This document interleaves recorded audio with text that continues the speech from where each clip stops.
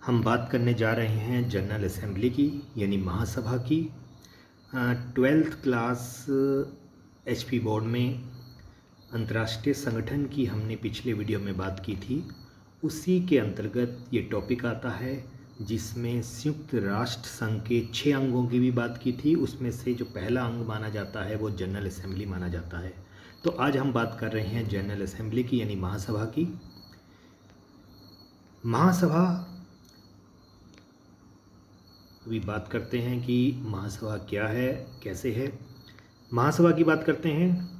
संयुक्त राष्ट्र संघ के सभी 93 राष्ट्र महासभा के भी मेंबर होते हैं।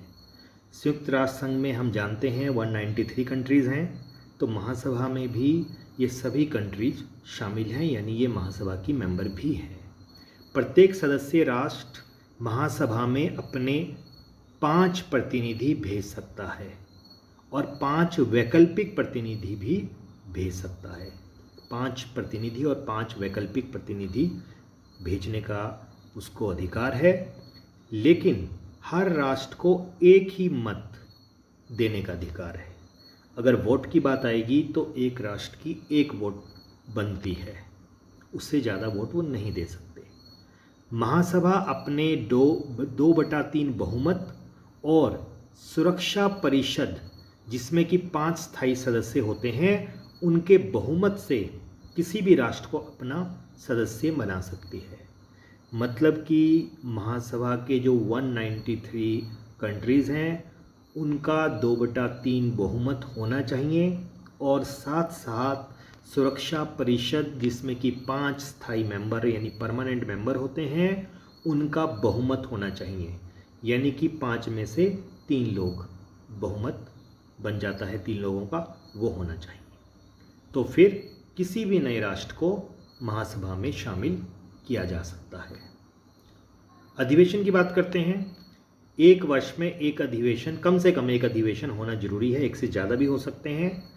आमतौर पे महासभा का जो अधिवेशन होता है वो हर साल सितंबर महीने में अमेरिका के न्यूयॉर्क में आयोजित किया जाता है, लेकिन ऐसा जरूरी नहीं है कि अधिवेशन एक ही जगह पे हो, ये कई बार बदल भी जाता है, किसी अन्य स्थान पर भी आयोजित किया जा सकता है, लेकिन आमतौर पे अमेरिका के न्यूयॉर्क शहर में इसको आयोजित किया जाता है।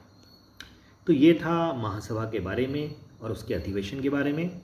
आगे बात करते हैं जनरल असेंबली की पावर्स और फंक्शंस की।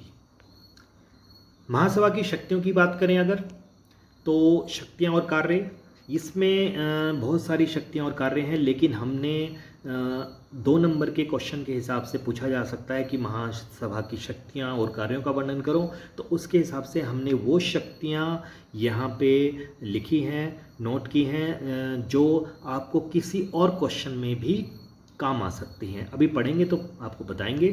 सबसे पहला, महासभा सुरक्षा परिषद की सिफारिश पर अपने 2/3 बहुमत से किसी राष्ट्र को संयुक्त राष्ट्र में प्रवेश देने की आज्ञा दे सकती है।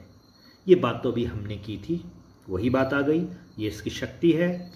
महासभा सुरक्षा परिषद के 10 अस्थायी सदस्यों को 2 वर्ष के लिए निर्वाचित करती है।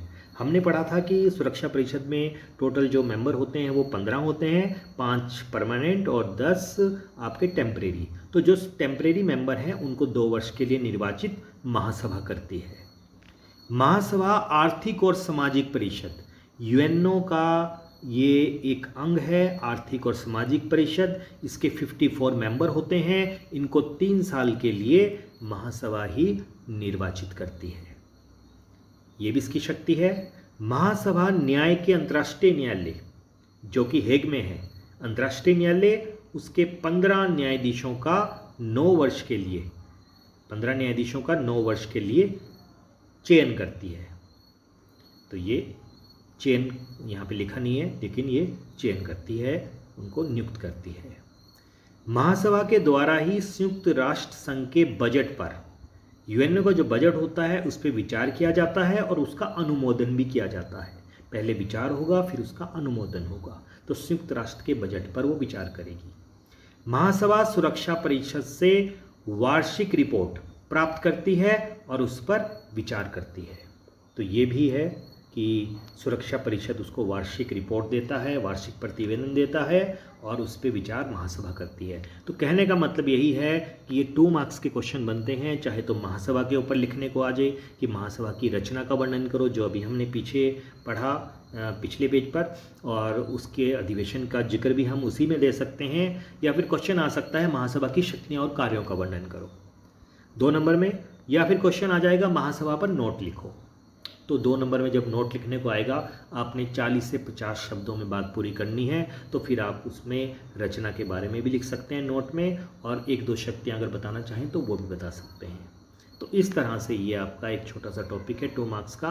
ये अंतर्राष्ट्रीय संगठन वाला जो चैप्टर है HP बोर्ड 10+2 क्लास में, उसमें ये है। तो आप इसको याद करें, आपको समझा दिया गया है। कोई क्वेरी हो तो आप कमेंट बॉक्स में हमें लिख सकते हैं।